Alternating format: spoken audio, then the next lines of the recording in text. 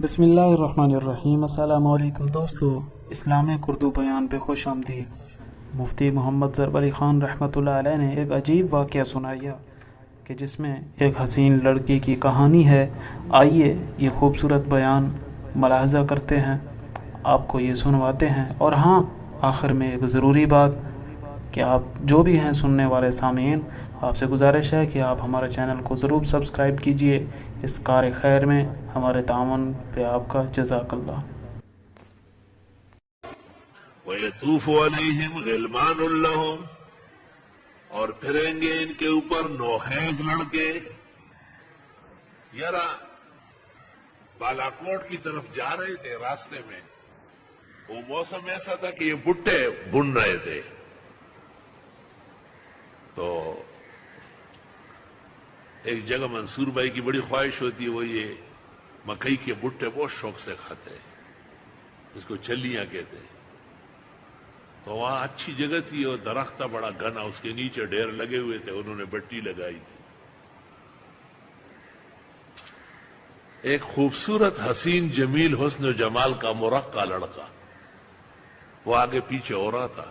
میں نے کہا بس تو ہی بٹے بھون کے دے ہمیں۔ اس کا ایک پاگل سا بھائی تھا، میں نے کہا تم دور رہو۔ انہوں نے کہا ماما ماسر محبت کی بہت بہت بہترین خدمت کر رہا تھا۔ مجھ سے پوچھا کہ واپس کب آؤ گے؟ میں نے کہا وقت بتایا اس کو، ٹیلی فون نمبر بھی لے لیا، اس کے پاس بھی فون تھا، لیکن ہم آتے وقت بھول گئے ٹیلی فون کرنا، اور بٹے کس کو یاد رہتے۔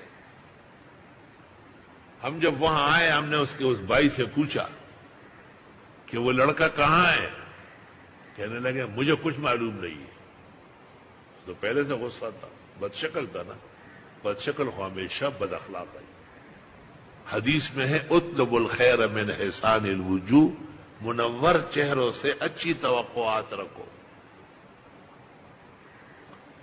تو اس نے دور سے ایک پہاڑ کو عبور کر رہا تھا، کہا ماما ماما درالم ماما، ہائے ہائے۔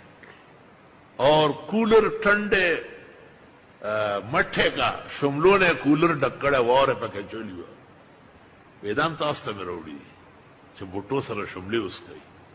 وہ آیا اپنے گھر سے نیو برانڈ گلدار فرش لایا تو وہ بچھایا، تکیا رکھے ہوئے، ماما زمان ملمانے ہی نا،